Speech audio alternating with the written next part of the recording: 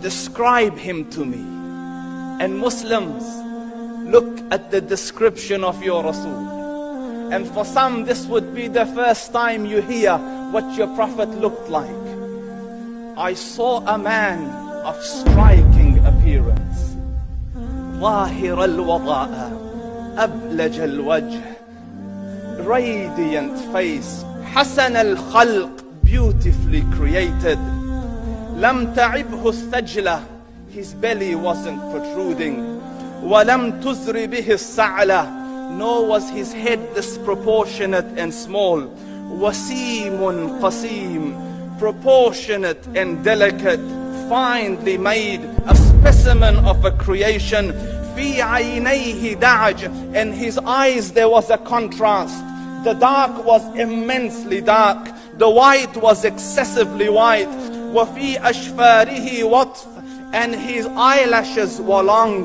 وفي صوته صهل, and in his voice was a natural echo. وفي عنقه سطع, and his neck was elegantly long.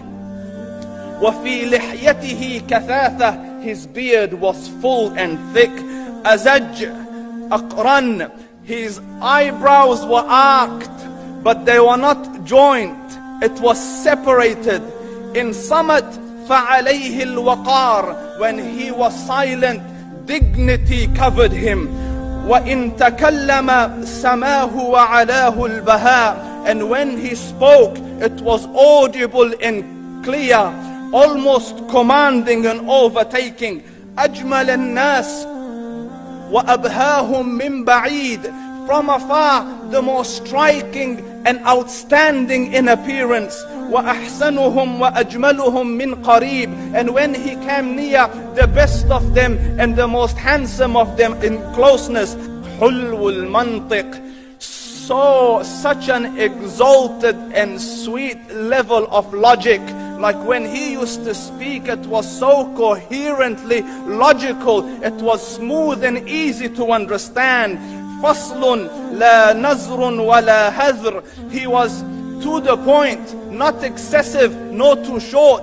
كأن منطقه خرزات نظم يتحدرن, his logic, his utterances, his words were like jewels coming out of a necklace, calculated, polished, one after the other, it would flow magically. ربعة, he was medium in height. Your eye didn't have to strain to look up at him, nor was it tedious to look down at him. He was a comfortable sight to look at.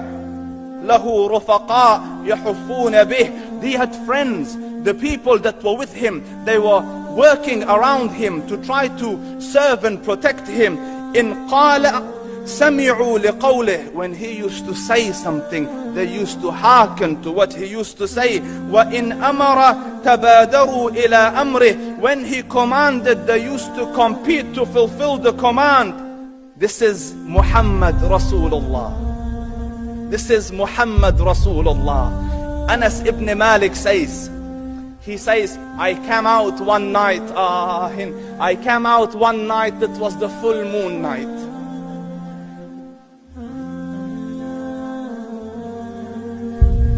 And I looked at the moon, and in the desert, understand, the moon is an awesome sight. It is smooth, it is radiant, it is clear, it is gentle compared to the scorching sun at which they are used to. So the moon was the epitome of beauty. So he says, I came out at a full moon night and I looked at the moon and I saw it, beautiful, handsome. So I said, let me go see if the moon is more handsome or my Prophet is more handsome. Let me see if that is more beautiful or the Prophet is more beautiful. So I went and I saw him standing afar.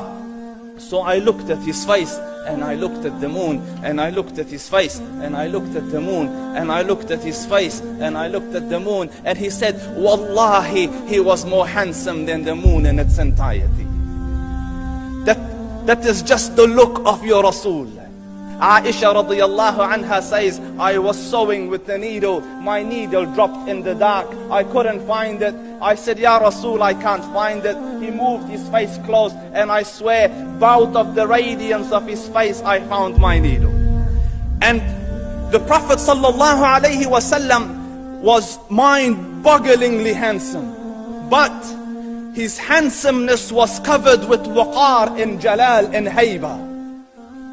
The Sahaba say, when we used to sit at his feet, two feelings conflicting would come on the heart. The first one, you wanted to look at him. You wanted to behold the majesty of his face.